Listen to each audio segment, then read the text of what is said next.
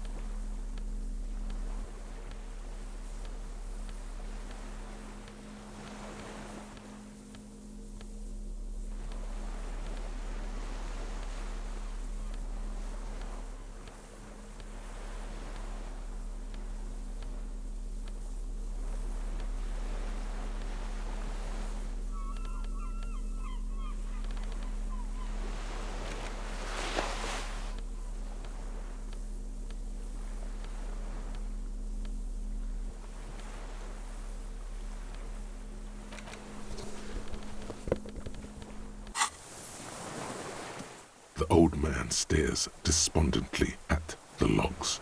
It's like...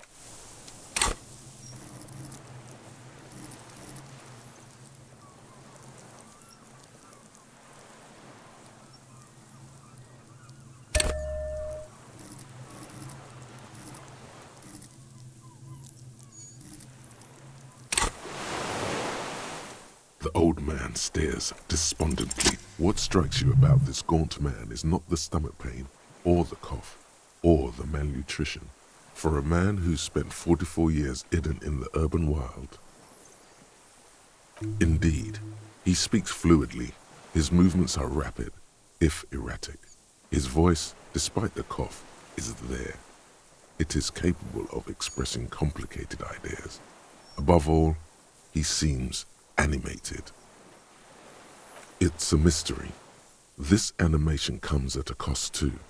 Erratic hand gestures, thought processes cut off like threads, as he just stares at the logs or the reeds. He also suffers mood swings, bubbling to the surface, unconstrained by his nervous system. You've seen demented people before. This feels similar, yet different. When his thoughts move, they are lucid.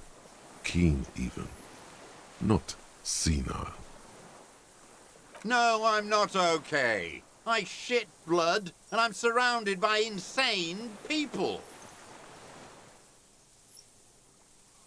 There it is again, erratic hand motions, bouts of rage, and the stomach thing too, of course.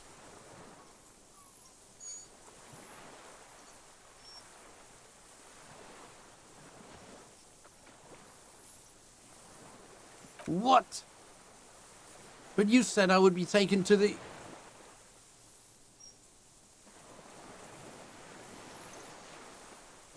This terror is the sum of all the uncontrollable movements and mood swings he's been exhibiting. The wind picks up. The silence on the water is broken all around you. Little shivers of waves appear. The lieutenant continues, like an incantation. Your wayfarer rights have been suspended. Information provided to the officers on the scene will be used against you by the prosecution. You will be given legal counsel within 1 week and must face court in 44 days. Do you understand? Do you understand? But... No, I don't want to. I have to stay here.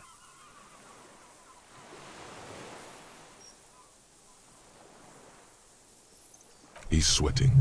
Beads are forming on his forehead. Your confirmation is not required, sir. Now on to the boat.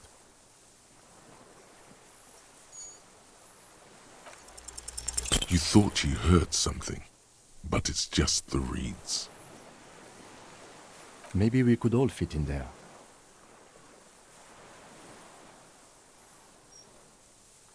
Not really. We could escort him to the pier, then either one of us can take him inland while the other stays here. But then, who watches him while you're coming back here? you come back for me? How about I go and send a boat back for you? What is this farce? Is this a fucking farce? I can't. Lillian, you could ask her maybe.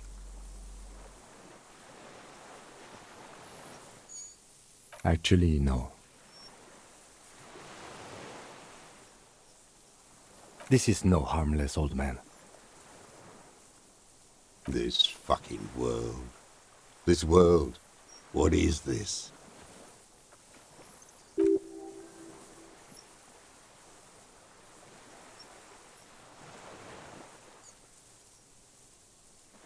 No, listen.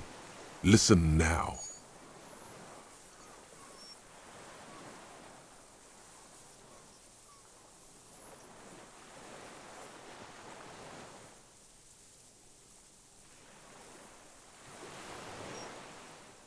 Okay, how about I take him to the precinct and you wait on the island?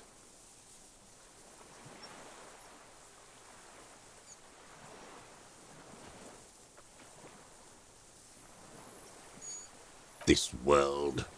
What are you talking about? Is this us? The wind is cold from the east. Your skin is crawling suddenly.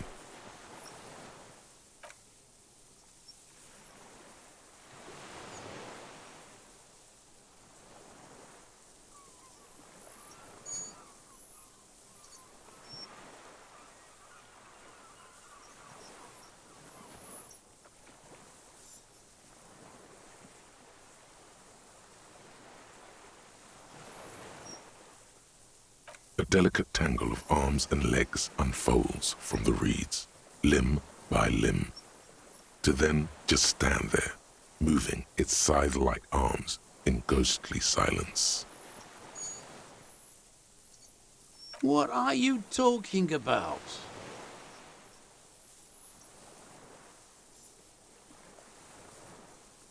There's nothing there.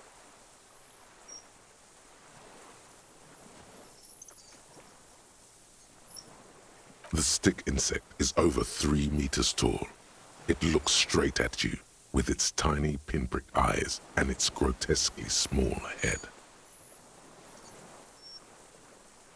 You feel your legs shaking under you and your gun hand move to your holster to grab the gun.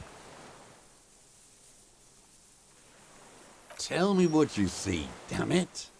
I can't make out one small thing in the reeds. I can see it.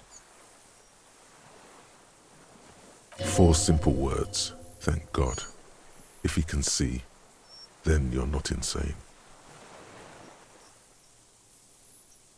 But that means it's really there, spinning slowly, in absolute silence, its limbs long and slender. Be very, very careful.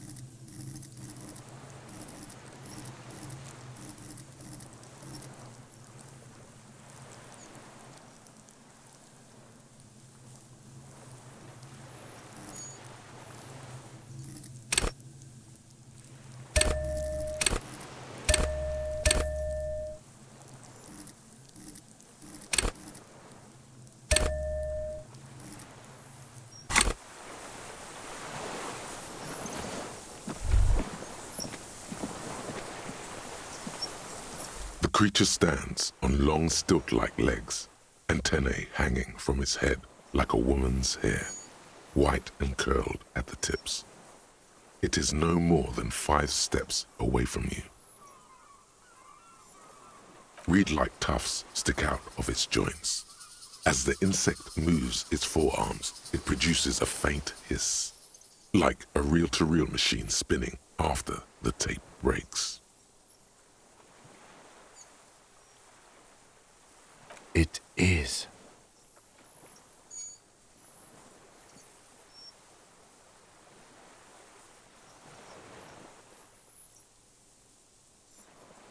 You glance over your shoulder. The lieutenant holds a piece of milled aluminium. He begins to pull it open extremely carefully. It's the camera. No, the flash will scare the creature off. Warn him now.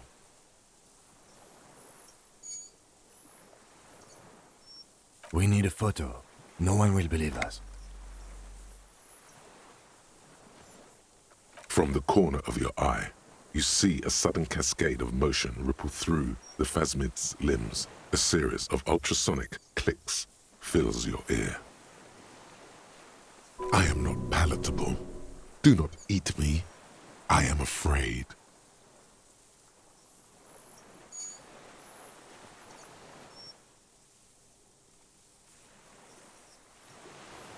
I won't be one of those fools who didn't take a picture.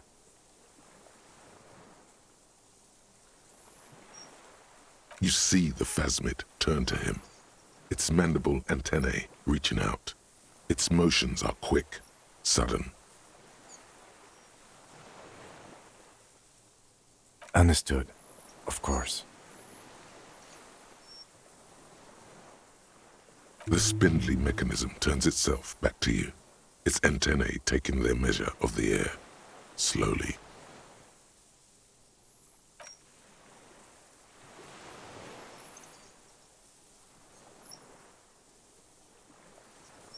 Nothing changes in the cyclical brain motion of the creature's limbs.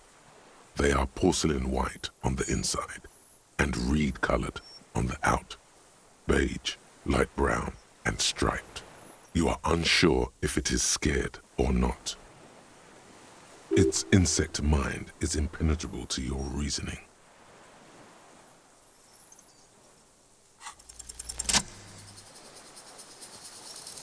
Slowly, with your breath held, you take 2 small steps toward the phasmid. The creature lets out a series of ultrasonic clicks that swarm around your head like swallows. Like laughter, a sort of happiness. Sweat drips from your brow, soaking your chest. You reek of it, your chemicals. The tracheal system on the creature's abdomen expands in front of you to take in and expel air. It's smelling you. Hissing and clicking, it extends its mandible-like antennae to greet you. You're right below it now, looking up at the colossal chitin of its white limbs. The head of the creature is crowned by reeds, and its eyes are like small droplets of water.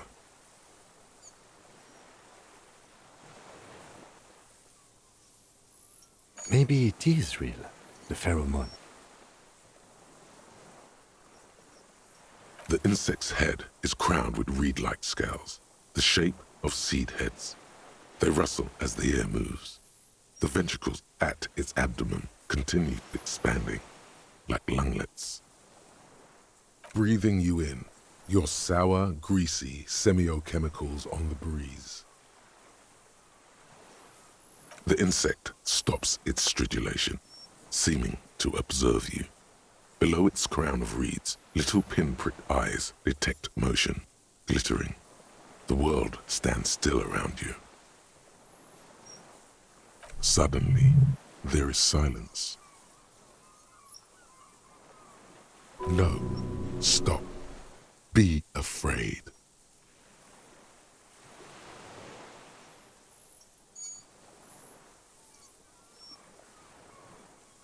The invertebrate comes back to life, stridulating. Sets of complex eyes follow you, moving in tandem, on either side of the insect's small head. No reply. A total ancient silence comes from its mouth, along with what appears to be some kind of foam. The stridulations of its limbs continue all around you. You were right. Little bubbles form on the mouth parts of the creature, on its segmented lower lip.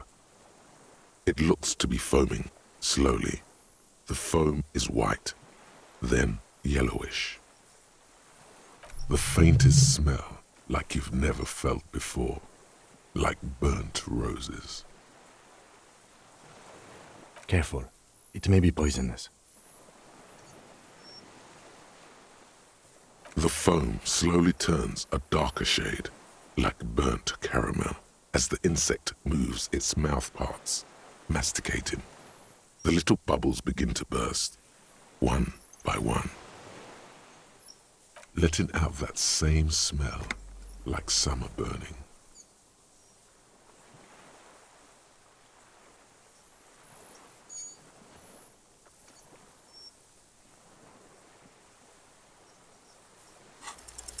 I exist.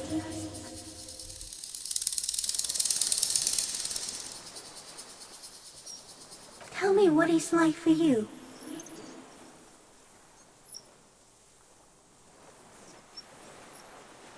Fire? Where?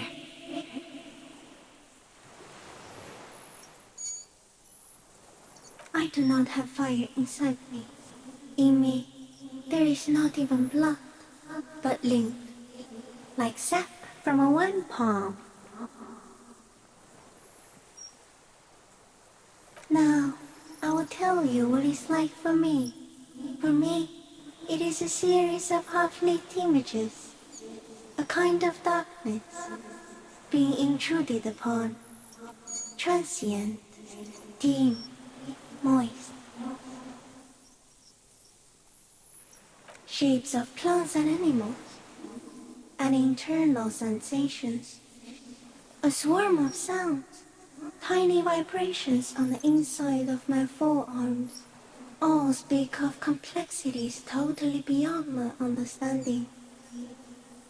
I am at the end of a narrow funnel, weightless, so light, it only feels like something to be me. In truth, perhaps I'm nothing. I certainly do not have a soul, and if I did, it would never burn.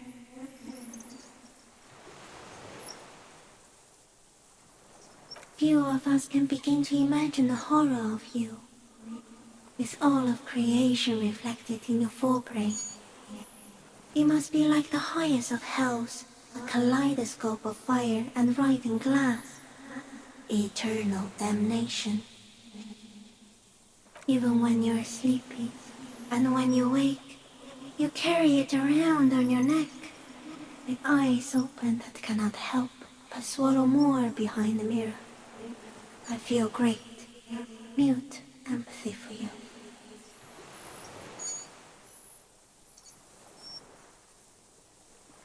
That must be incredibly hard. The arthropods are in silent and meaningless awe of you. Know that we're watching. When you're tired, when the vision spins out of control, the insects will be looking on, rooting for you.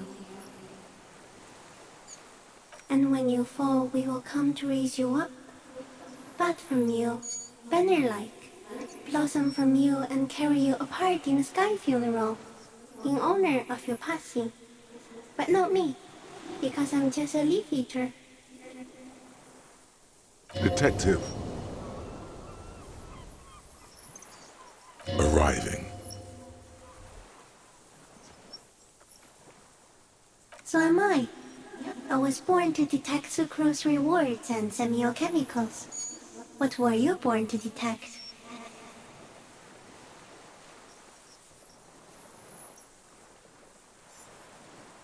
Yes, no one detected me for such a long, long time. For thousands of years. I did it out of sight. trapped myself in greenery. No one believed I exist, almost no one, until you came, detective, dripping of blood that smells like strawberries, across the calm sea, the first in 1,000 years. No, you are awake. I am real. Light is forming me. This is real. Not even the birds know that. Not even the water lily.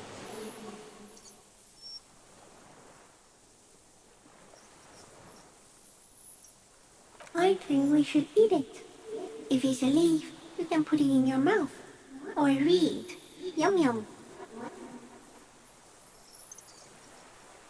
Wait, so...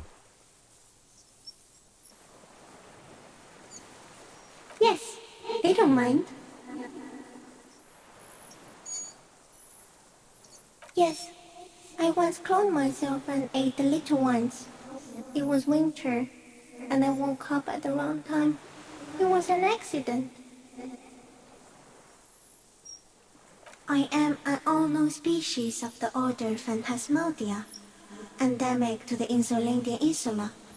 For the last 350 years, I have hidden in plain sight, masquerading as the reeds, molding, cloning myself, unfolding at night to play with trash bins and boys.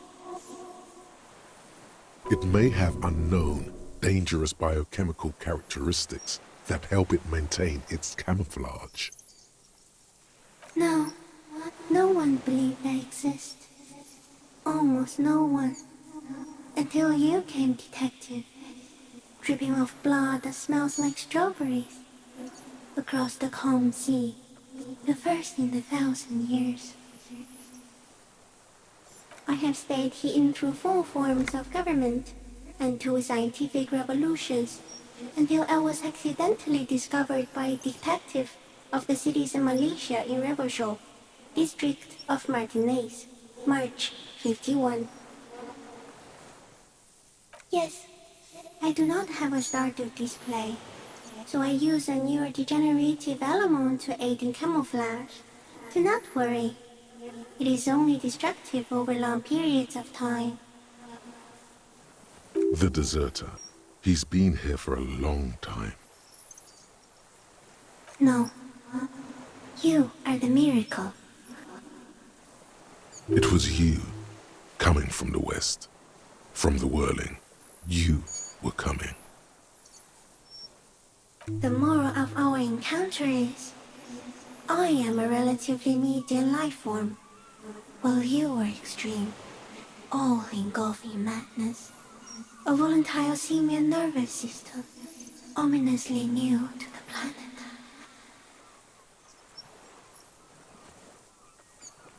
The Pale too came with you. No one remembers it before you.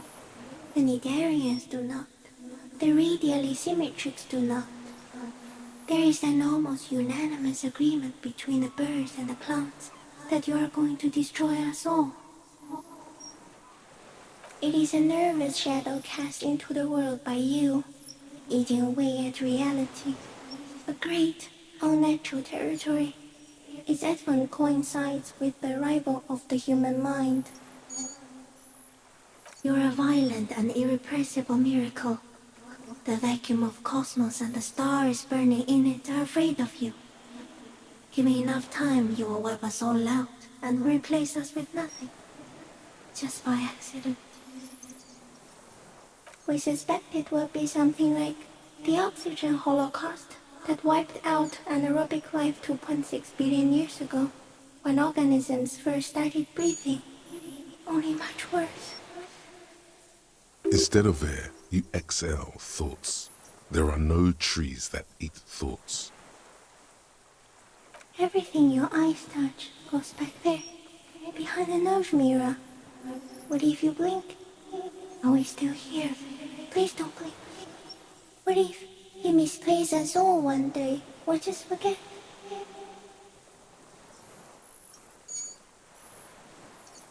No, you're You're only thinking it now.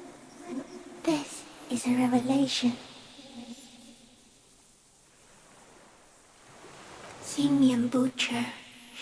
Soon, one of you will close your eyes and open them to see that none of this ever existed.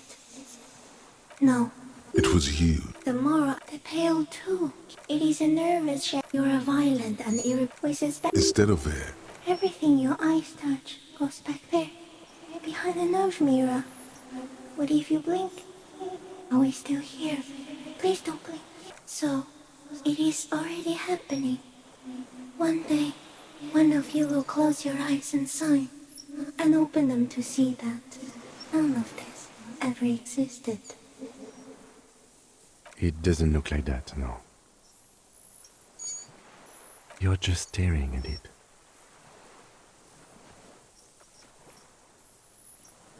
Okay. Is it somehow related to the case?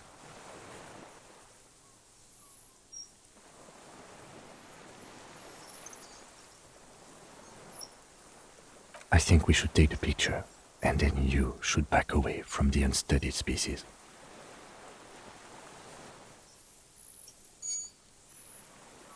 No, there is one more.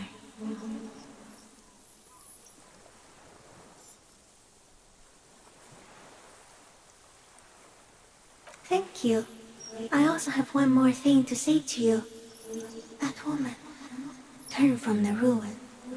Turn and go forward. Do it for the working class. You cannot lie to me. Behind you, it smells of fires. So awfully far you were prepared to go in her presence.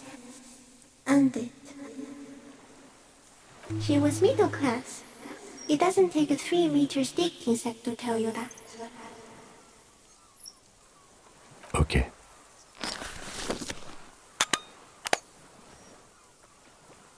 there is no change in the insect's motion while it's being aimed by the camera. It remains fixated on you. In 3. If it moves, you jump back. I'll shoot. Here we go. 3, 2, 1. The shrill flash of the camera cuts the air like the blade of a sword. The phasmid freezes in its bright light. Head turned toward the lieutenant, hypnotized by the flash. It stands frozen before you. The sweat on your arms feels cold as ice, as if you're frozen as well, in the shadow of this great statue of chitinous marble. I got it.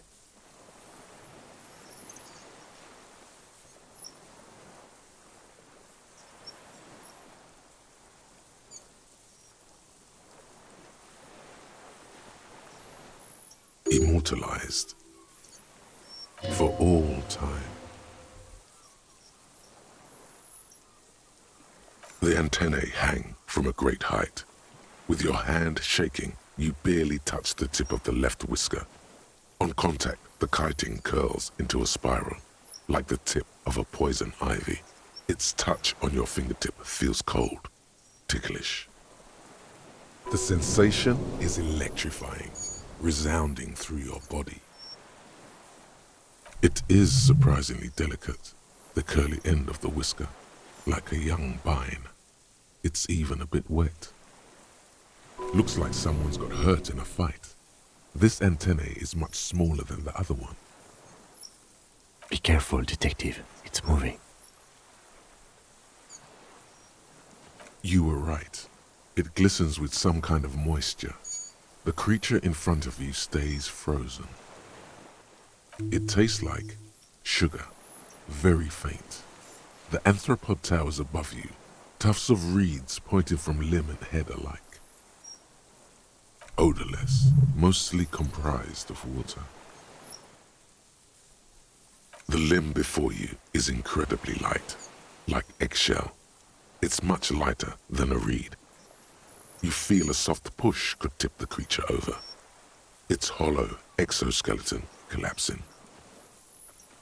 Warning.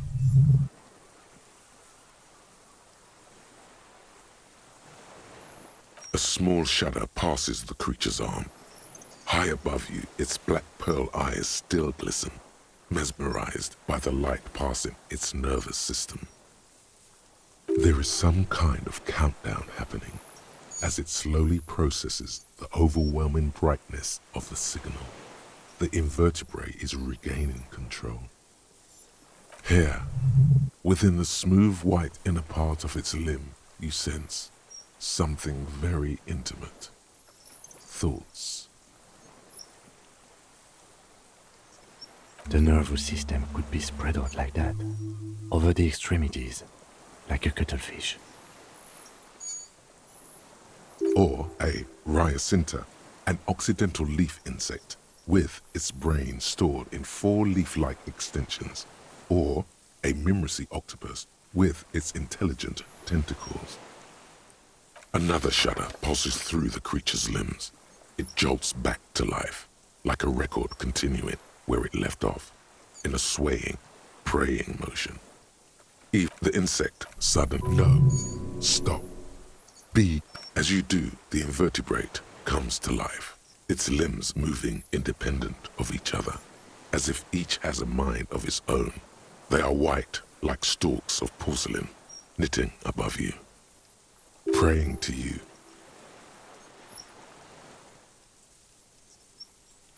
Unwittingly, the insect continues its stridulations. As it moves, tuft-like structures still pretending to be plants rustle along on its joints. Perhaps it is preparing to eat its god. As you're turning away, the phasmid mirrors your movements, stepping on the water, the long limbs carrying its feather weight without breaking its surface.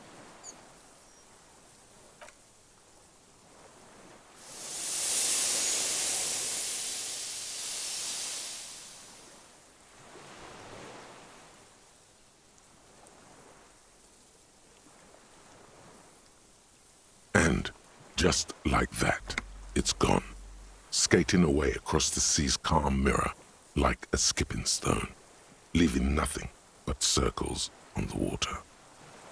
And something under it, in the place it stood, bobbing there among the reeds, a collection of items. It's gone.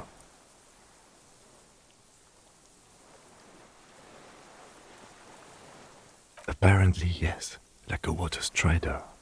Only, I've never seen anything like that in my life. Looks like a nest of some sort. We should have a look. What now?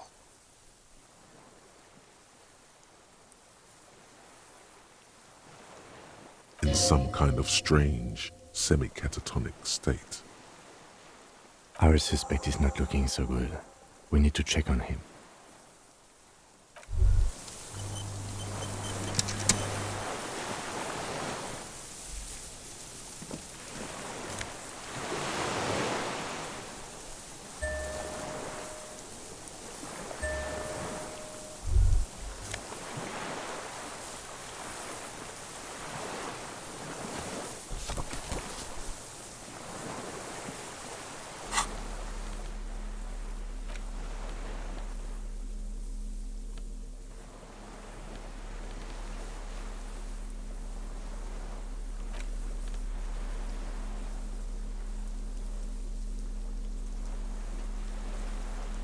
This passport, issued by the Sovereign Republic of Oranje, is issued to a black-haired woman called Katarzyna Alazie.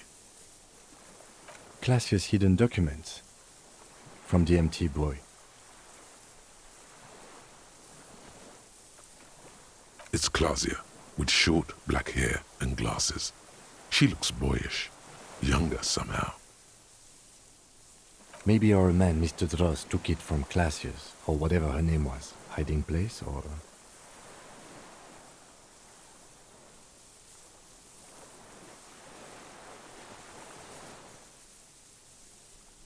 Like a magpie? What a coincidence. Then it would also have collected the other objects, which would be highly unusual. By now, the lieutenant has accepted your unusual methods. I can see how the helmet could wash up on the island. And the scope. Maybe Mr. Dross lost it. But to seek this out would be very unusual behavior for an arthropod. She said it would be for Anouk Meyer-Smith. Anouk Meyer-Smith. Katarzyna Alazia was supposed to be her real name, where Klasia comes from. Remember? God damn it. I told you she kept lying to you. She's probably lying to someone else right now, in another city.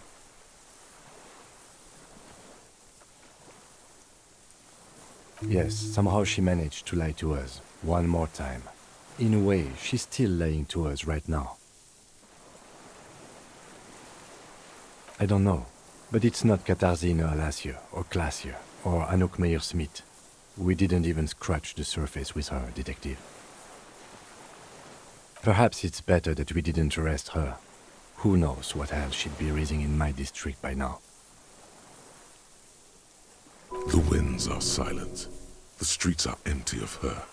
She is no longer in the city of Revachol.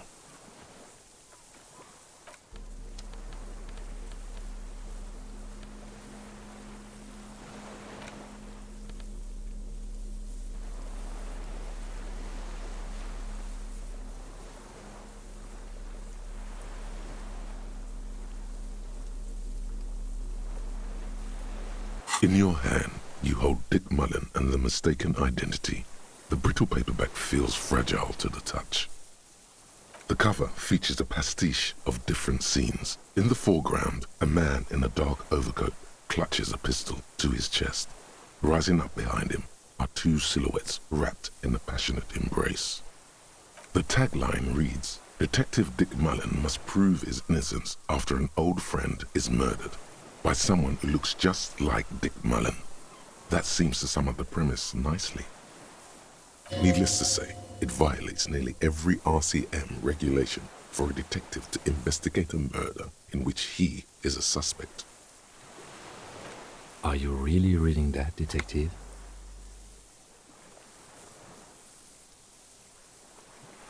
Good luck finding it. He's not much of a character, I think you'll find. Just a stand-in for the reader. The point is for the reader to feel like they're solving the crime along with Dick Mullen. A crude narrative convention, but no less effective for it. The story opens with a knock at the door. Detective Dick Mullen is greeted by an old friend, Charlie Spillane, who's come to Mullen to ask a favor on this dark and cold night. Spillane needs Mullen to drive him in from Vespa to a small town along the Elysium coast. Despite his friend's apparent agitation, Mullen does as he's asked, then returns home where he passes out drunk, as he does most nights. An extremely unprofessional and hurtful stereotype that's offensive to all upstanding officers of the law, but also extremely accurate in your case.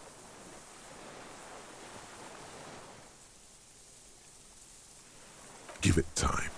You'll fall off the wagon sooner or later. 2 days later, Mullen is arrested by the Vespa police and charged with the murder of Charlie Spillane. At his interrogation, Mullen learns that Charlie Spillane was shot in a bar in the very town Mullen dropped him off in by a man matching Mullen's description. Desperate to clear his name, Mullen manages to convince the Vespa police to release him for 3 days so that Mullen may solve his friend's murder and prove his innocence.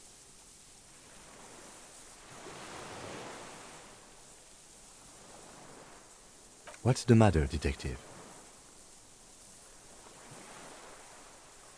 The lieutenant shrugs, resigned to the idea that his profession will rarely, if ever, be accurately represented in art and literature. They're not shitting you, detective. This is what the writers think passes for police procedure. Of course, Mullen didn't do it. That's the whole premise of the book. Anyway, Mullen returns to the seaside bar where Spillane was murdered and meets a beautiful, mysterious woman named Diana Deneva. And not just any dame. She's truly one in a million, a knockout whose mind is as dangerous as her curves. But she's got a secret. Secrets are the currency of human relations. Your secrets are unknown even unto you. So does that make you a rich man or a beggar? Deneuve reveals that she was Spillane's lover, and that he was mixed up with a local amphetamine smuggling operation. As soon as Mullin begins pulling at strings, the whole conspiracy begins to unravel. Not only is the local police captain in on the amphetamine ring, so is the son of a powerful politician and a strung-out art collector named Torvald, each of whom has his own reasons for wanting Spillane dead. Outwardly, the old police captain is a real law and order crypto-fascist, a barrel-chested man who's beaten his share of suspects to pulp. But he's also dirty and increasingly paranoid that someone's going to expose his role in the drug ring. He would certainly have the motive and the means, but the captain walks with a noticeable limp from an old war injury. Is it possible that he was able to conceal it long enough to commit the murder? A typical privileged twat. In all likelihood, he's just in over his head. He does bear a personal grudge against Spillane, though, a former prosecutor who nearly brought down his father's administration.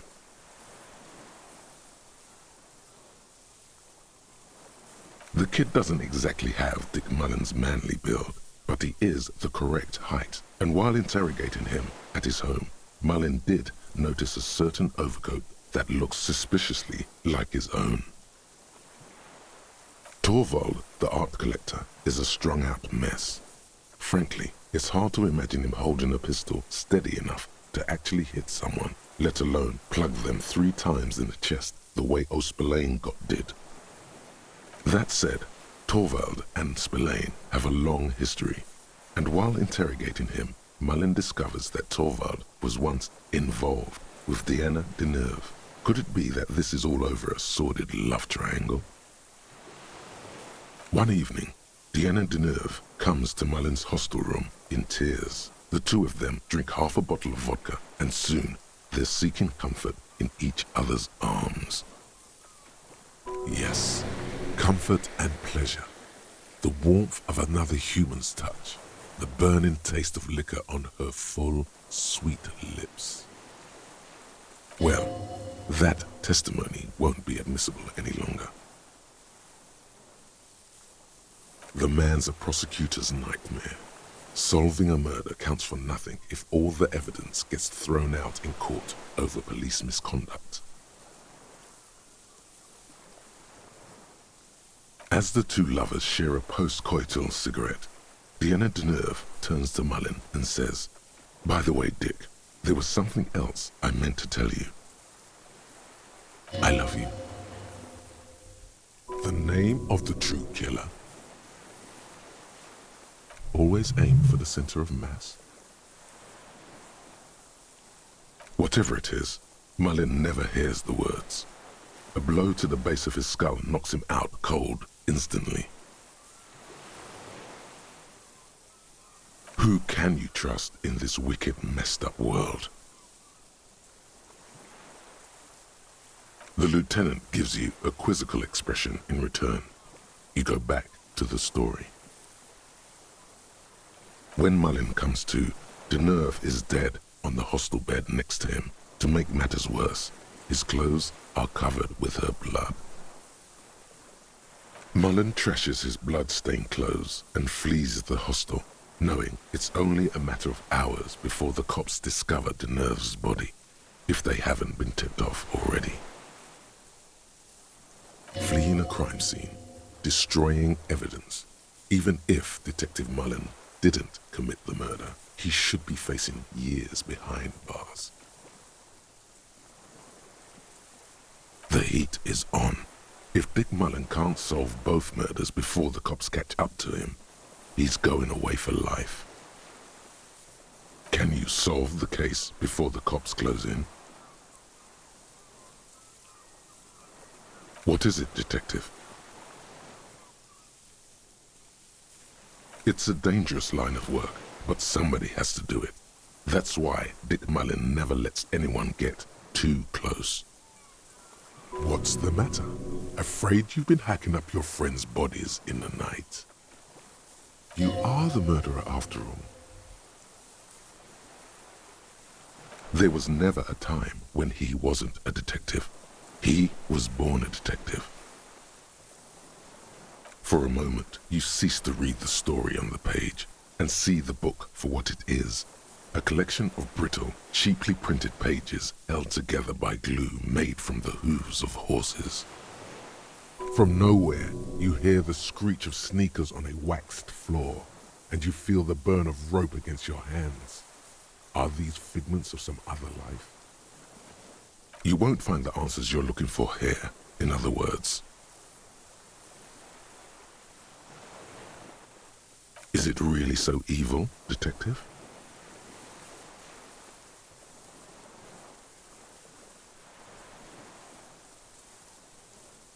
Like what?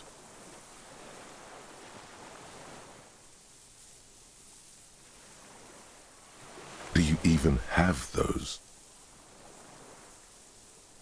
Just make sure you don't lose him. You'll not find another like him. It's true in more ways than you know. But then, what does this book know? It's just a poorly made piece of pulp garbage made to be consumed and discarded. So, who did it, detective? Who killed Charlie Spillane and Deanna Deneuve? What? That doesn't even make sense. There's never a straight answer with you, is there? You just get hooked on random stupid notions and then repeat them every chance you get. Now go on, find out who really did it. You begin furiously flipping through pages.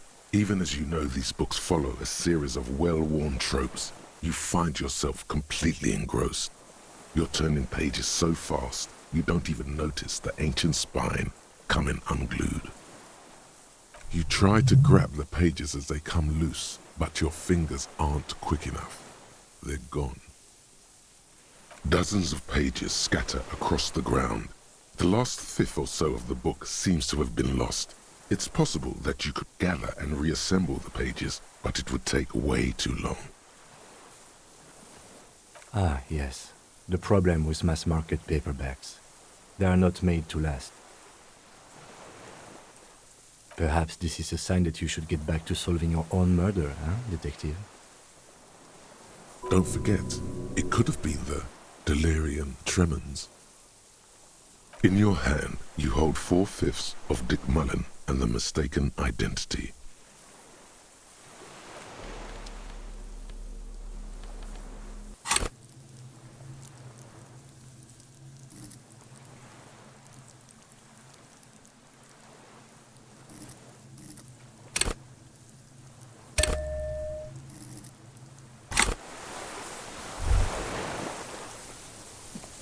Yes?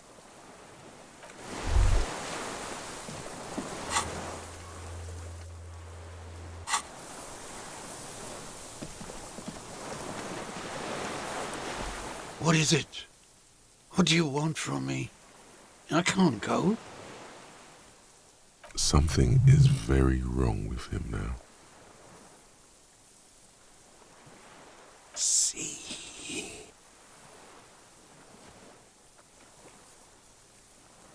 Mr. Dross? The man does not respond. He keeps staring, black eyes glazed over and bulging from their sockets, his gap-toothed mouth shaking. Like an addict of some terrible substance.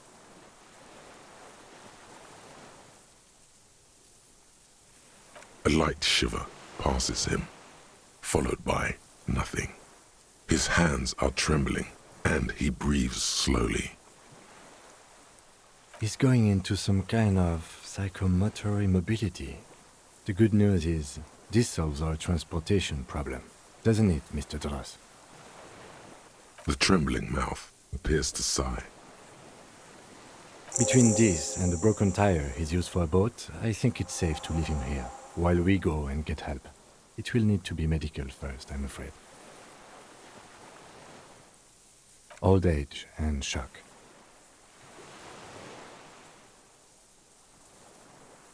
Yes, the arrest and the appearance of the phasmid, the combined stress. But you think it's something more than that, don't you? There's much more. Remember what it said when it spoke.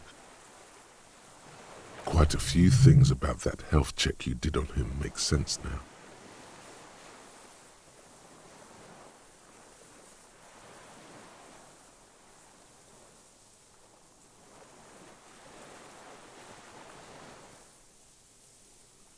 He was energetic and articulate. After all these years alone, with little hygiene or medication, I would expect worse.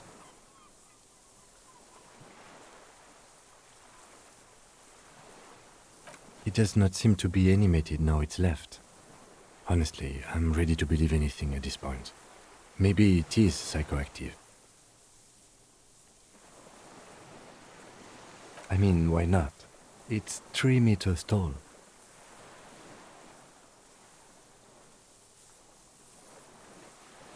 That could be part of the shock. But you're right, something is off here. Mr. Dross. No response. Then how did we see it? Oh, you mean, whatever does this, does it over time? Teenagers, kids, drunks, sightings are brief, and hence not credible. But anyone who spends a long time with it. Mr. Dross, have you ever seen a stick insect pretending to be the reeds? The doctors will have to look at this. I hope your station has better medical personnel than 57. This is a little advanced for a nurse. Told you? Yes, good. During your long staring match, I understand.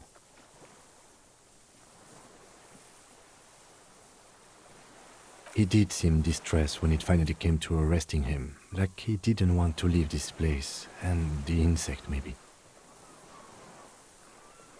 I have absolutely forgotten to take notes. I hope I remember all of this. This will be one hell of a report. Thank God we have the photo. No one would believe you without it. He stares into the reeds. Your words don't stir anything in him. Perhaps you should. Nothing. Just dull staring. Not even rage left, wherever he is. The last embers have gone out. The war is over. If Kuno kicked it into the sea, as he said he did, the ebb would put it back here. This makes sense. Mr. Dross could have picked it up. Or the phasmid even. If it did, this is incredible. No reaction. His breathing is slow, and he appears very old all of a sudden. Around 80. This is an old man, at last. No longer a tin soldier, but the broken down remains of a man. Did you take this passport and other papers from a boy on the coast? The spirit. He hears us. The spirit? No reply. He's gone again. Try something else? We got him back for a moment. I lost. He turns his eyes to the reeds again, as he's done so many times. Beige and white stripes. He lost the scope. Then it somehow made its way over there. With the help of a magpie phasmid. This sight is a T9, Mr. Dross. Was it attached to the rifle when you made the shot? Silence. Not even a sigh. You've gotten all you will out of this poor being. The plastic cape flaps around his face in a gust of wind. His back is slouched and his mouth open. The blacks of his eyes are receding. His pupils are returning to normal. The strength has all gone out of him. Just frail old bones in a sack of tracksuit trousers and a windbreaker. We should think about getting back to the mainland. To get help. He'll be safe here. If we don't take too long.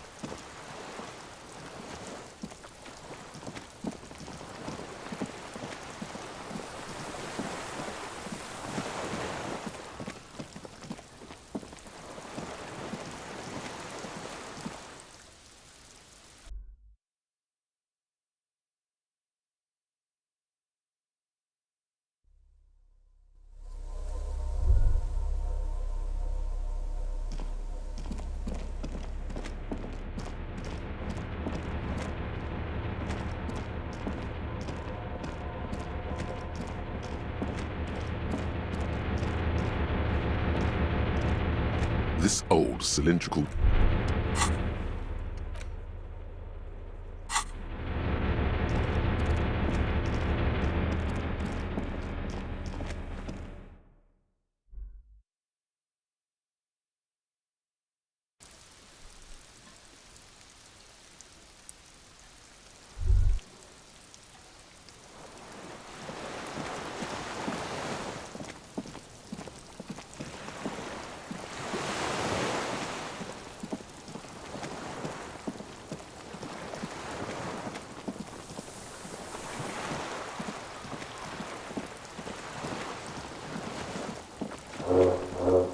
The skiff is swaying on the waves by the dock. Let's. We are done here. The skiff rocks gently under your weight as you get in. The ride back is uneventful and quiet. But for the sound of conversation on the water, there is someone inland waiting for you. 2 men and a woman stand on the concrete square of a nameless village, looking at a small yellow boat as it draws closer. The sea is calm. You reach the jetty and climb out of the skiff.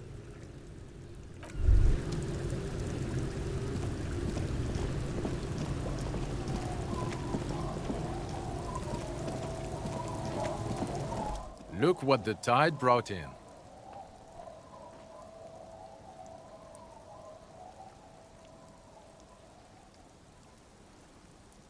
Harry, you're bleeding all over the place. You're half dead. Whatever this is, it is completely unimportant compared to what you've just seen. This is the man with sunglasses from the Whirling in Rags. But where are his sunglasses? That's right. And you're bleeding.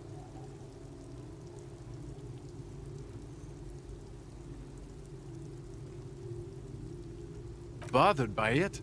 Harry, you look like you need a fucking organ transplant. Fuck it. Let's not get into that. We're not forgetting about anything. Look at you. Hello, I'm Trent Heilerstam. I believe we've met on several occasions. I'm your goddamn partner, Jean Vicomar. And this is your special task force. Or what's left of it.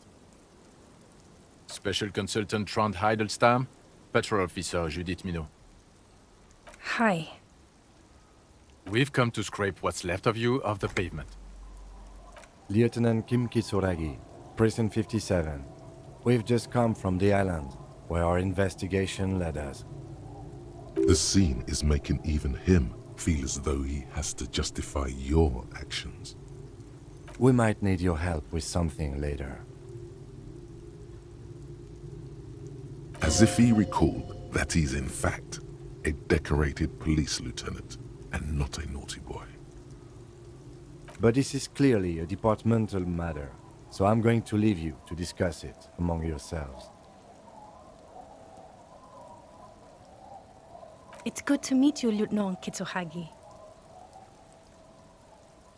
Letting the lieutenant know he shouldn't feel embarrassed over the shitstorm that's about to befall you.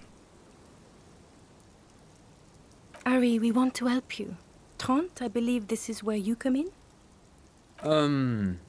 I don't quite know what I'm doing here. I was asked to participate as an expert. I think I need to manage your expectations a little. I'm at best an enthusiast in cognitive science. My background is in something else entirely. I engage in neurology on a merely theoretical level. In fact, I should probably get going. No, Trent. It's too late. You're part of this shit now. What have you got to say for yourself, shit kid? Shit kid. What an interesting moniker. You. Shit kid, that's you. Maybe you've deserved it. The cafeteria manager you fucked over told us where you went.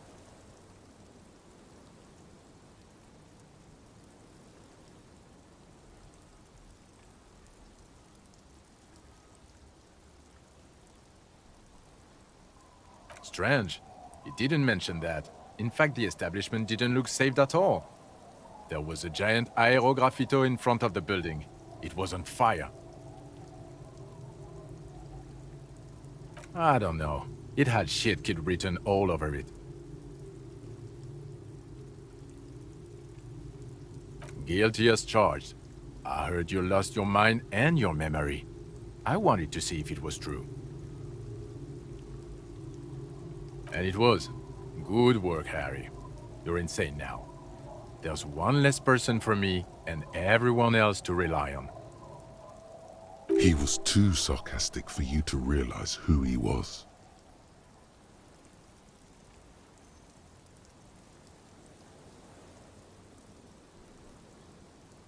I'm clinically depressed, Harry. Sorry if I wasn't in the mood to butter you up after you told us to fuck off. Did you? Or did you literally not recognize my face? We've been partners for how long, Harry? Don't answer that. You don't remember. He's right. Don't start guessing. Now's not a good time.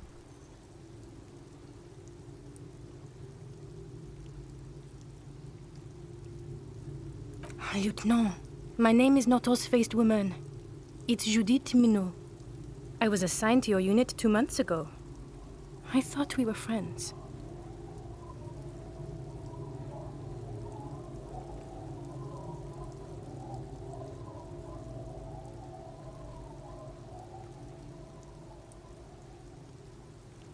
Okay. Because you're my commanding officer, I really want to respect you. I want us to have a normal relationship. That will never happen, Jude. He's the rudest man on Earth. He's the reason why the rest of us have to take sensitivity training. And I hate sensitivity training.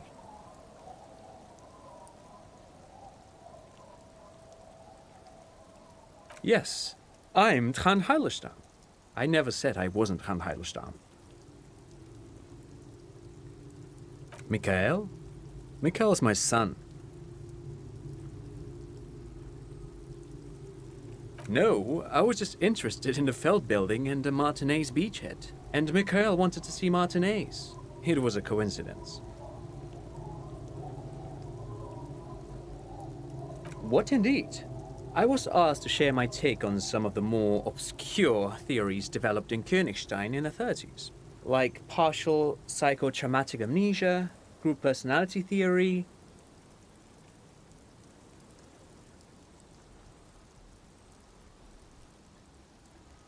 He's here to see if you're insane. He's smart. Let's move on. Duped? Hey, here's a brilliant idea. Don't be a morbid drunk, and you won't be duped so easily.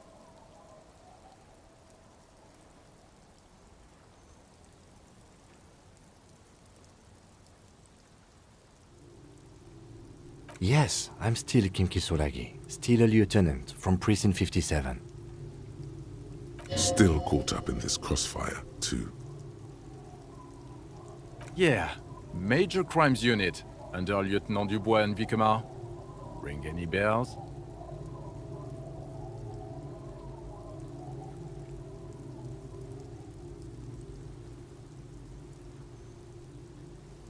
He doesn't remember. See? He really doesn't remember. It wasn't a sick joke. At least that's good. Yeah, that's very good. Yeah, Major... Refresh your memory? It's a goddamn Major Crimes Unit. There's you, me, Jude, Trent fucking Heidelstam, and Guillaume Bevy. I'm technically just a civilian advisor. Fuck you. You're part of this shit show. Oh, that's an interesting story, actually. Guillaume Bevy is a police reporter who joined our team. He was really good. Then he left, because he lost faith in your ability to lead the unit. Other people have left too. Good, smart people. People we won't get back. Only me and this really patient patrol officer are still here. And Trent, because I'm forcing him to stay. Do? It's a Major Crimes Unit. We clear the desk of cases so Precinct 41 doesn't look like the worst station in town. We're shit tier now, Harry. Because of you. The 41st isn't... Where have we been? We've been fucking off as far as I remember. You told us to fuck off. You said we are cramping your style. You're detective god. Fuck everything. All will burn. Detect or die.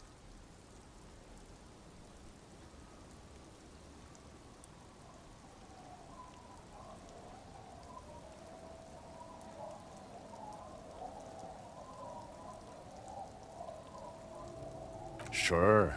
You're not a superstar law official. Talk on the town is your Guillaume Le Million reincarnate. I know this shit. Nothing has changed.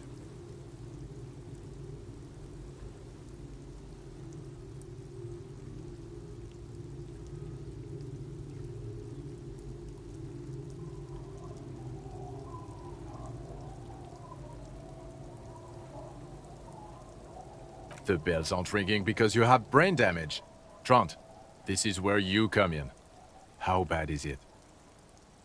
Well, he doesn't have visible tremors, he talks without slurring, he can drive a boat, he's standing, reasoning. All good signs, but complete retrograde amnesia, episodic and semantic. Meaning, you forgot both who you are and the definitions of money, Isola, Pell, and so on. As displayed in the station call, our interactions with him, and I don't want to be a snitch, but also mine with him before when Harry did not seem to know who I was. It's all very interesting. Interesting? Yes, interesting. I have my theories, but I would like to hear Harry's thoughts first. Harry, what do you think happened to you? Neurologically, psychologically, and why not socioeconomically?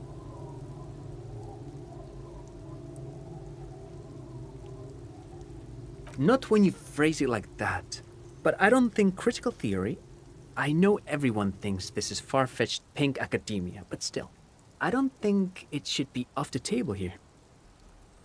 What? He lost his memory because of capitalism? No, not like that. I'm not talking vrede for school here. But Harry, I asked you, what do you think happened?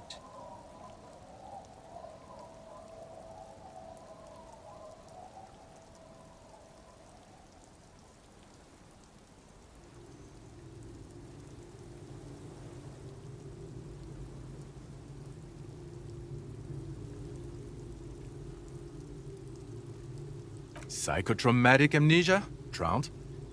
I can go for that. Shit, kid is a broken man. Always has been. Who isn't? I know I am. But you know what? I keep my shit together. Also, I know a person can't wipe their own mind, however traumatic it gets. That doesn't happen. You're lying. Or insane. Or both. But Detective Vigmer, he has blanked out before. Yes, a couple of times. After some of the more serious benders. One was after the two drunks case, the other when we looked into that mural.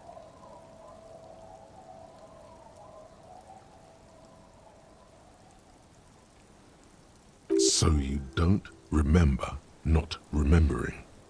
Beautiful. The two cases in your ledger, the unsolvable case and the New World mural, those were recent. Those cases were hard on you. Interesting. So at first he dipped his toes into it, prepared. That's where he would have gotten the idea, yes. Practice. And then he used alcohol to get there, so to speak. What do you mean? Well, here's my theory. What if this is an absolutely normal reaction to the world we're living in? What if this is not a significant anomaly at all? Something to be explained, approached as a defect? Look at the sensory input here. Look at the ruins, the neon. Listen to the radio, the multitudes, the people. Live here for 40 years. As a police detective, he's like a magnetic reader on the world tape, to borrow a known metaphor. Harry's been pushed flat against it. Total input. Hardwired to the free market. He just needed for it to end. Okay, Trant, thank you. That's absolutely meaningless. I'm glad we brought you. Will he or will he not be able to work in the major crimes unit? Is he a cretin now? I want to know that. He's not a cretin, and he is able to do work. If not in his previous leadership role, then as a line detective.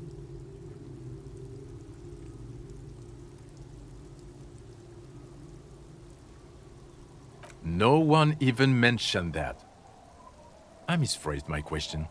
It should have been, is he able to put his clothes on and use the potty? Or do we need to get him on the disability pension? They can keep that pension. You're rock solid. You can put your clothes on hard. Now, nothing. Now we're just going to stand here. No, now we discuss that. What the fuck did you do to our motor carriage? Why is it there, Harry?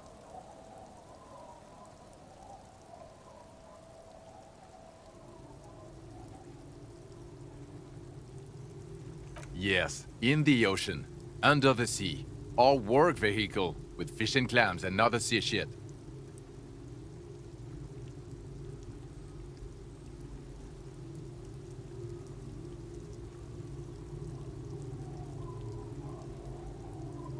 Oh, well, if it wasn't you, then it's okay. You only let someone steal our 45,000 real police vehicle, drive it into the sea, and then just left it there. For the record, you pressured us into getting it. It'll be cool, Jean. We'll have wheels, rapid response. I was fine being an equestrian cop. I hope you're fine driving a bicycle. Don't answer that. Your badge, Harry. Show me your badge. The thing that tells people you're a police officer.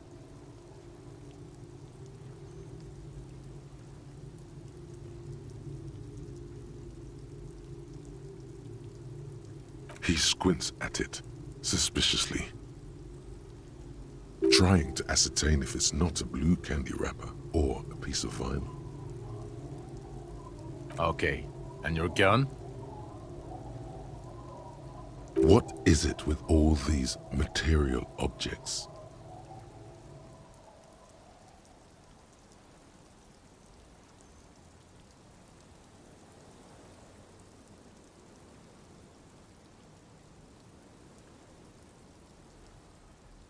Phew, he has it. I thought it was in the ocean. You're drunk like a bum, Harry. Put that thing away before you kill someone.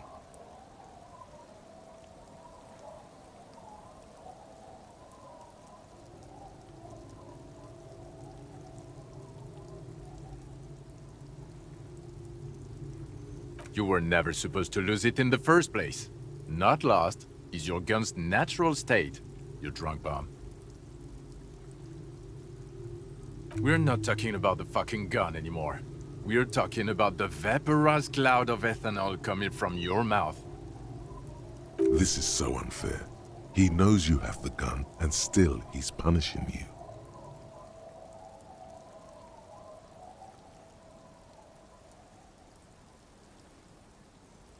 So you forgot to drink? I don't buy it. Why do you smell like a corpse then? He's wounded. It's been a long week, and he's handled an actual corpse.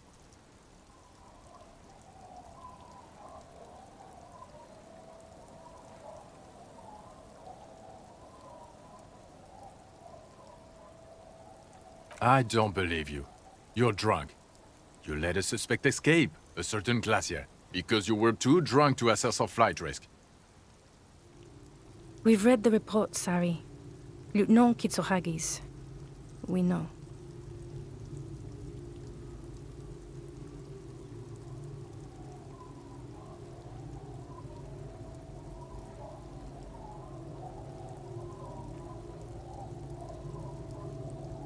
Oh, well, if she was specially trained.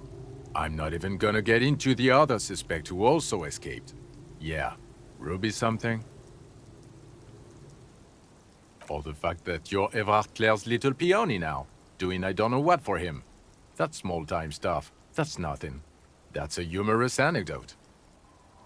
Compared to the 6 people who were gunned down, the streets are literally red with blood, Harry. It was fucking mass murder. He did everything he could. We did everything we could. The company hired unvetted mercenaries. Lieutenant Dubois got between them and the locals. He did so at considerable risk to his person. Remember, he was shot. We stopped an execution, not a negotiation. The loss of life was minimal compared to what it could have been.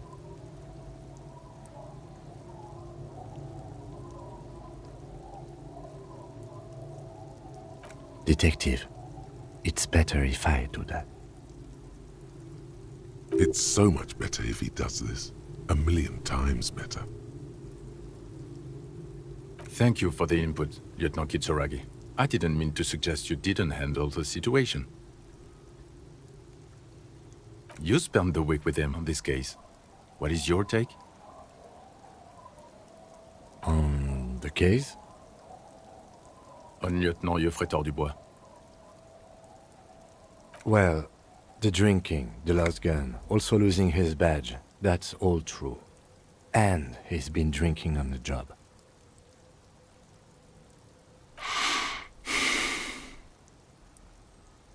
Then there's the superstardom. He likes to, from time to time, allude to being a superstar law official. At first I thought it was a joke, but now I'm not so sure. He says disco about 20 times a day. It's worrying, especially considering his political views. Detective Dubois is, as you may know, a Mazovian socio-economist. He wants to liquidate the ruling class, which, again, for a police officer, is a little odd. You should yell something.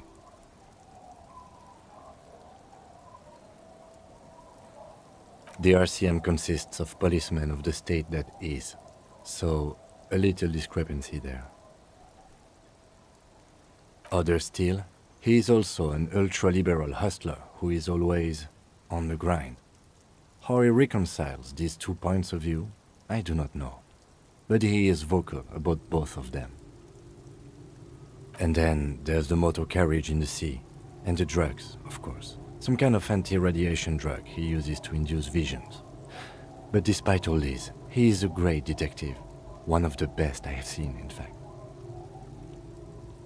He can talk human beings into telling him everything, and he doesn't stop. In all the time I've spent with him, he has not once stopped pursuing leads, however far-fetched and tangential. He is tireless, madly driven. Well, except that one time when he stopped to sing karaoke, which, by the way, I have to disagree with you, Mr. Vicmar, was a valiant effort. He really sang his heart out. Okay, he did something. Other than that one time, he has tirelessly worked on the case, and he solved it.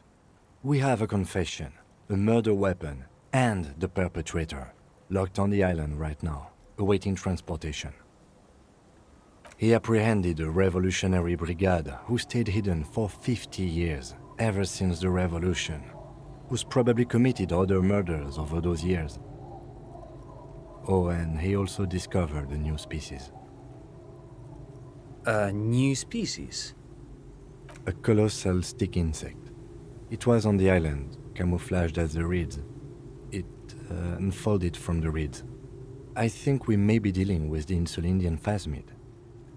He takes out the photo of the phasmid and shows it to the officers across the yard. The wind blows, flapping the glossy rectangle in his hand. You hear gasps beneath the howling of the wind. As you can see, it's about 3 meters tall. In fact, we think it may be the largest land invertebrate ever discovered.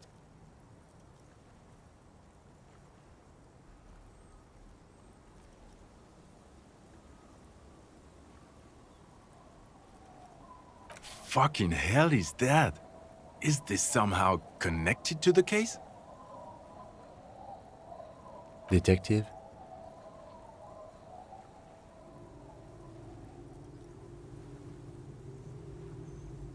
The old man was not aware of the phasmid's presence.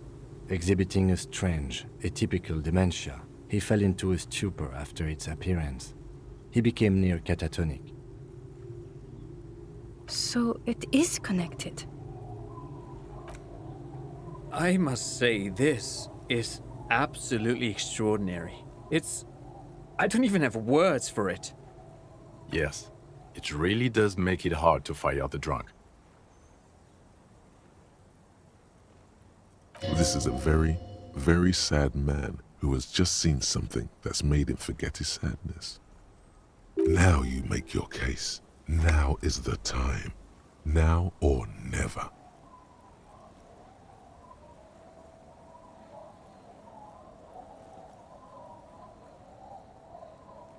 What was that? It sounded like you set up a nightclub in the church.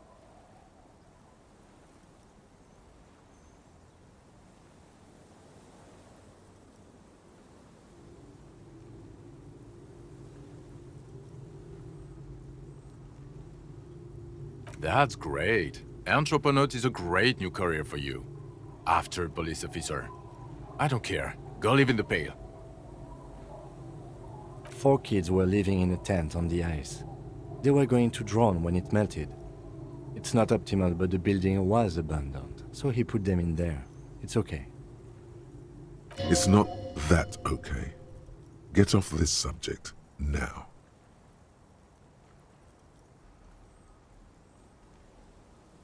Female?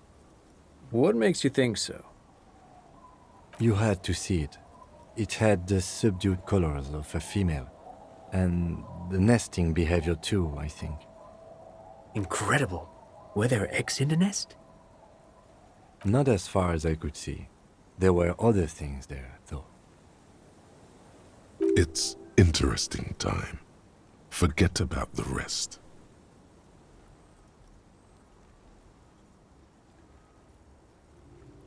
Actually, you know, this would indicate it was a male.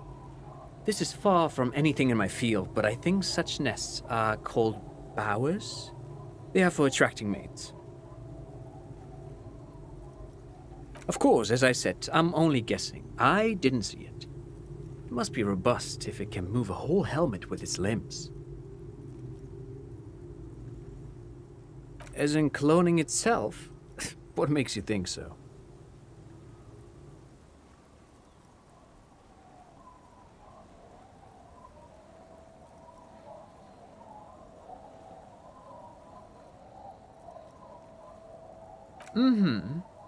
Then it wouldn't matter if it's male or female. The bower would just be rudimentary behavior from before the parthenogenetic mutation.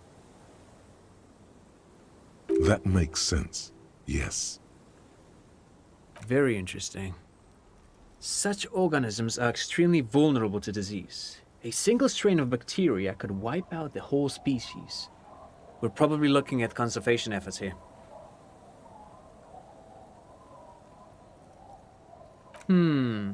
Yes. That would be a chiromone. A pheromone that's seemingly beneficial to the host. It usually stimulates the affected nervous system. Not a human's, of course, but perhaps a predator's? There are species of bees that, under the influence of chiromones, take wasp larvae to their hives. Ants do the same with aphids, thinking they're... Do you think this is how it stayed hidden? Nothing is off the table. But I want to stress this. The find does not have to be connected to the case. The case is 100% prosecutable, without any chiromones. Of course, Lieutenant, of course. We should treat the case and the phasmid as completely separate from each other. People are not going to. They're not going to go for this speculation in the constabulary.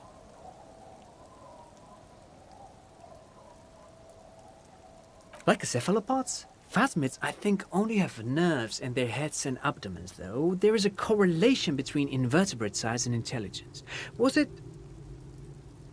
No, I wouldn't say it was...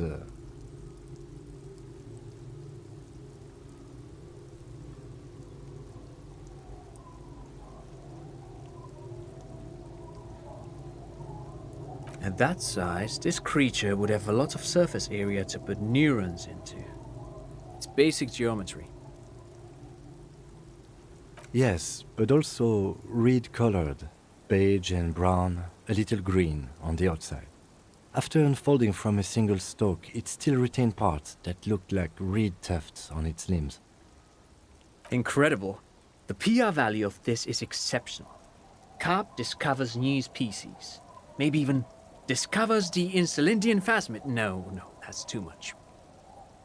This would really help with some of the problems we've been having. Absolutely, this is great. This does not say vigilante murderers to me at all. This says science, news, human interest. You know, it's a really good thing you have that photo.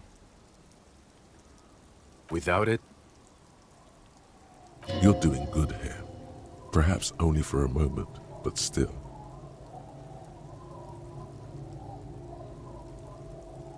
Lilianovich. A revolutionary matronym. The custom started in Grad, where they have patronyms. Krasovich, Lasovich, etc. The revolutionaries saw this as a chauvinist atavism, so they used matronyms, derived from the mother's name instead. This man's mother was Lilian. His Lilian's son, Lilianovich. The custom was overturned after the revolution failed, but not before it made it to Revachol.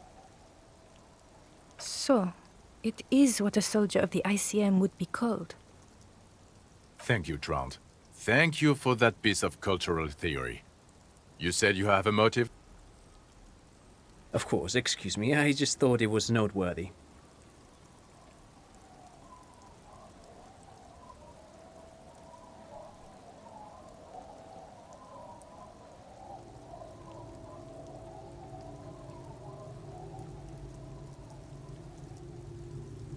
Jealousy? I thought this Lilyanovich was an old man. To have been hiding for 50 years, 70-something? A strange psychosexual fixation, aggravated possibly by proximity to the phasmid and its chemicals. He himself gave a political reason, said he had killed an enemy combatant. Also, we have ballistics from the gun, matching the bullet found in the dead mercenary's head, and 2 officers on the scene that Mr. Dross confessed to. It's a clean win. Oh, it's way more than that. Way, way more.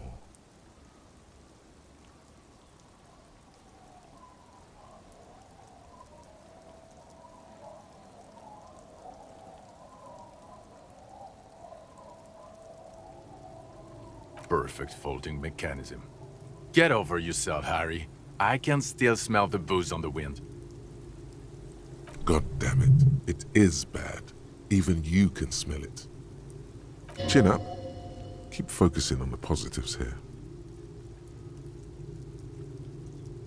This is a conversation for when we are no longer out in the open, in Martinez, where Evrart and Edgar Clare have ears everywhere. And eyes, too. Your return from the island must not have gone unnoticed. Understood, of course. But a case against Everard would be big. I would prefer not to partake in anything union-related, for political neutrality.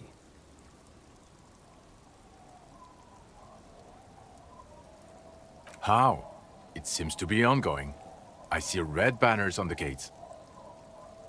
He didn't quite solve it. He cross-pollinated information between the company rep and Evrart, until the rep came to see that the Union desires war, at which point Mrs. Messier decided to... What? And Claire the Terminal?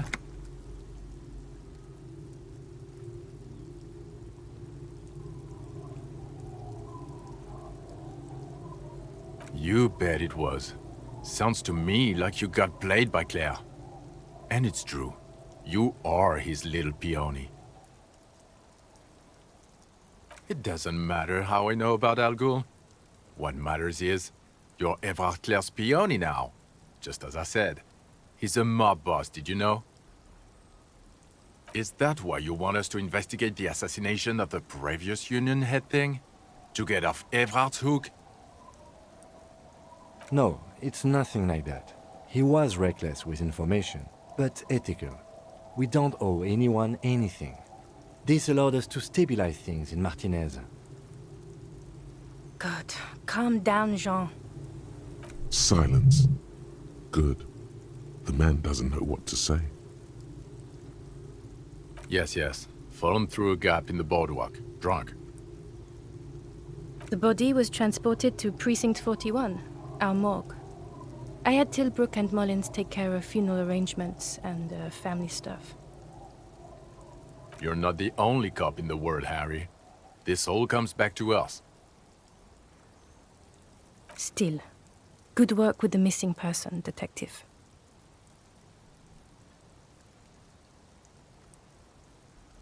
I don't know what a doomed commercial area is.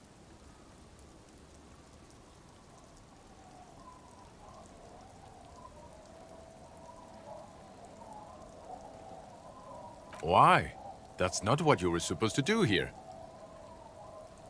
There was a possible witness in there, and it was close to the crime scene.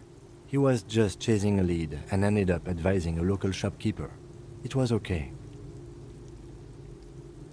Of course. Call it community outreach, right? Dodged a bullet there. For a moment it seemed like you were just wasting time. Who's Kuno? You don't want to know. You're right, Lieutenant. I don't. You snorted the drugs. I know you did. It's all right. I mean, at this point, anything is but the drink. I don't want to, but you discovered a new species and solved the murder. So I have to. Jude? Honestly, anything that ends this trial is okay with me. Agreed. The public relations potential of this is too valuable to let go. Okay. We have vehicles in the square, and the perpetrator needs to be taken into custody. Let's go. Now you will finally get to know who you are. The man looks westward, impatiently, jingling his car keys in his pocket. Who are you? You're a gym teacher, Harry. Well, obviously you're not a gym teacher anymore, but... Before you were a cop, you were a gym teacher in Coron. It's getting really cold outside. Should we maybe...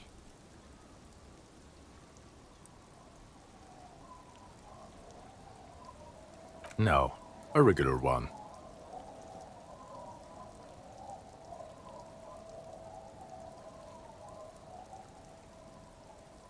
Harry, it explains everything.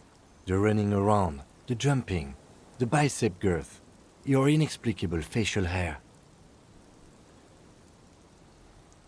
Your moves on the church floor, which honestly was just jump aerobics. Your use of the word graffito. The raw, robust stamina output. Also, this guy. Just everything about this guy. And this guy, too. God, even this javelin-throwing freak here. Of course. Contact Mike. He's been on about Mike again? I hate that guy.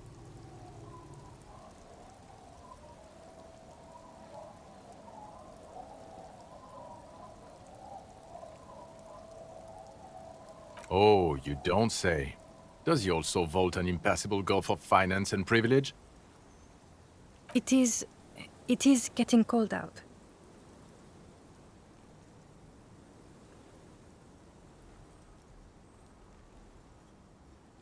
In your 20s or late 20s, you've really let yourself go since then. Yes, you taught gym in Coron. I believe that's the term. Taught gym at a high school. You were a high school gym teacher.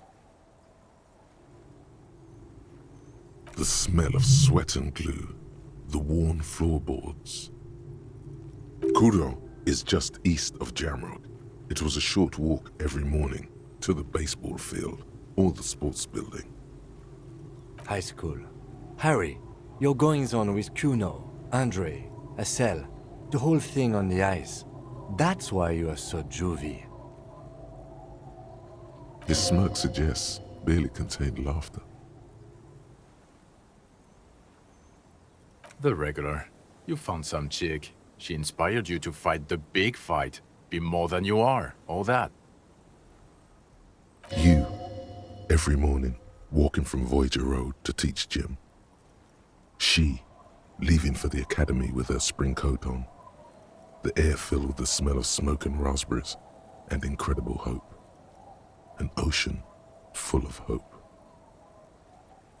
I knew it. I knew no normal human being can run like that. He's an honest-to-God gym teacher. It's not a mystery. Some chick fucked you over. Also, you were drunk.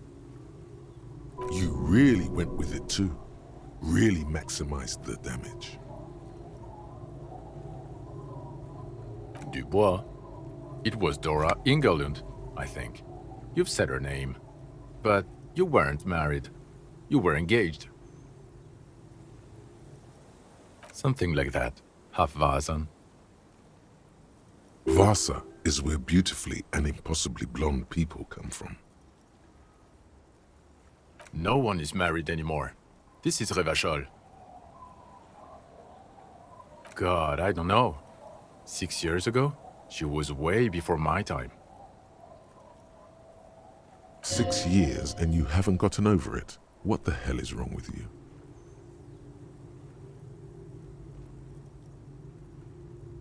No, it was 6. like ancient. It's an old man thing. 2 old years equals 1 normal year. That and Dora Engelund really tore you a new one. A big one. Incredibly bangable? Extremely fuckable, Harry. Gorgeous. A gorgeous bourgeois woman. Wayfish. Like a Welkin, basically. Snow Welkin. Blonde Welkin. Heartbreak Welkin. Pain Welkin. I've only seen a picture, but it's obvious you formed a real spiritual connection with how pretty she was. One you never recuperated from. Look, the sun is going down. It's time to go home. I think she taught in the Académie des Arts, east of the river. Way east. Hard to say which came first, the middle-class chick or the drink. Egg and the chicken kind of thing. My point is, you need to see a psychiatrist about this shit. Not a psychologist. Several degrees harder. Is there something harder than a psychiatrist? A forensic psychiatrist? Good talk to that. In other words, he's heard enough about this. No. You're too unstable to work for a mob boss. You're suicidal, Harry. No mob boss would take you. I assure you, I wouldn't consult for a corrupt unit. He would immediately backpedal out of it. I told you it's not that bad. Us? We're the bloody murder station. Haven't you heard? We're the bad guys. No one likes us. That's not true. Jamrock is too big for one precinct. You are just understaffed, and everyone respects the 41st. You have Captain Price. Thank you, Lieutenant. You're being kind. It is an understaffed station, and the district is too big, which is why we need to... Get back to it. We left Torsen and McLean to run the Sea Wing. It's not good. Mac the Torso Torsen and Chester McLean. They're not fit to run a wing. Believe me. Things are shaky as it is.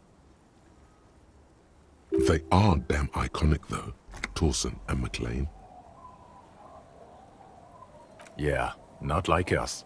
2 clinically depressed old men. Where's the contrast here? We're garbage. God. There are 4 wings, Harry. A, B, C, and D. We're in C. It's made of losers and clock punchers. You and I reconceptualized it as a task force. It was a mistake. There's also a lot of outside help involved, not only me. Other losers too. He's anything but a loser, although he would like to be seen as one. It's cooler that way. Ptolemy Price? He's the son of the old Price, one of the founders of the RCM.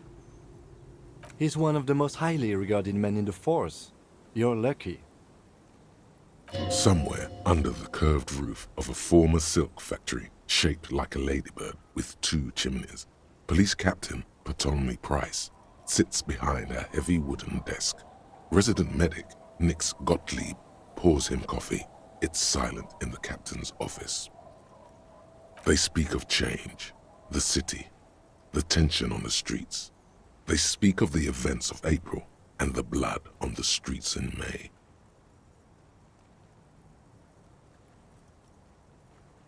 So he remembers that. Yes, there may have been a raid on some churches. It wasn't good press. Shooting up churches never is. I was out of town, to be clear. Our enemies were hiding in a church, to the best of our information. That's it. I'm not talking about this anymore. Your security clearance is shit tier right now. You have to wait for it to go up. Your clearance will not go up while you're within earshot of the Union headquarters. Okay, it's not the bloody murder station. It's an old converted silk mill with green desk lamps and coffee corner. A lot of good people work there, hard, every day. Jamrock is the largest ghetto in Rivershoal. Faubourg, technically, but it's divided into 11 districts. Jamrock only has us. The press will blow over. Jamrock is lucky to have you, and it's often considered to be the greatest of the districts. You're lucky to have it. Thank you again, Lieutenant. Who is Lena? She lives at 1113 Tabernacle Road in Jamrock, remember? Tabernacle? It's on the way over.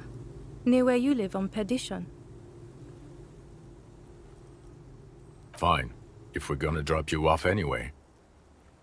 She and her husband were conducting the search for the Phasmid. It's their discovery, in part. They should know as soon as possible. It would do you good to deliver some positive news for a change. She is going to be over the moon. Watch out or she'll faint. Well, first I will go back to my station and write the most detailed report anyone has ever seen. It will have to be good to cover all these. Then I will have a serious talk with my captain. Detective, we just stopped a small-scale war. Something is happening to Rivershoal.